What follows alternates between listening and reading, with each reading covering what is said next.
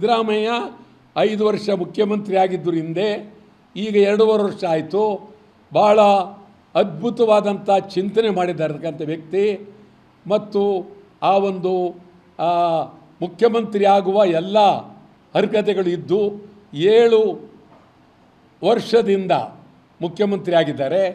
ಈಗ ಅವರನ್ನು ತೆಗೆದು ಅವರ ಸ್ಥಾನಕ್ಕೆ ರಾಜಕೀಯವಾಗಿ ತರ್ಬೋದಷ್ಟೇ ಹೊರತು ಬೇರೆಯವರು ಬರೋದಕ್ಕೆ ಅಂಥ ವ್ಯಕ್ತಿಗಳು ಯಾರೂ ಇಲ್ಲ.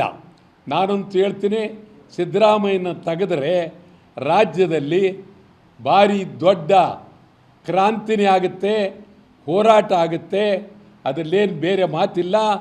ಸಾವಿರಾರು ಜನ ಜೈಲಿಗೆ ಹೋಗೋಕ್ಕೂ ಸಿದ್ಧ.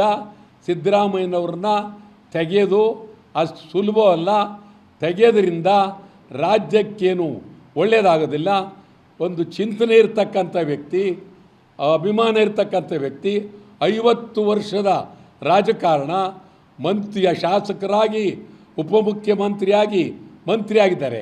ಈಗ ಅವ್ರನ್ನ ತೆಗೆದು ಬೇರೆಯವರು ಬರಬೇಕು ಅಂತಕ್ಕಂಥ ಚಿಂತನೆ ಇದೆಯಲ್ಲ, ಇದು ಸಾಧುವಲ್ಲ. ಮತ್ತು ಇದಕ್ಕೆ ಅವರು ಹೈಕಮಾಂಡ್ನವ್ರು ಕೈ ಹಾಕಿದ್ರೆ ಇದು ನಿಜವಾಗಲೂ ಬೆಂಕಿ ಜೊತೆಯಲ್ಲಿ ಸರ್ಸಾದಂಗೆ ಆಗುತ್ತೆ. ಒಳ್ಳೆಯದಂತೂ ಆಗೋದಿಲ್ಲ. ಸ್ಪಷ್ಟವಾಗಿ ನೇರವಾಗಿ ಹೇಳ್ತಾ ಇದ್ದೇನೆ ನಾನು.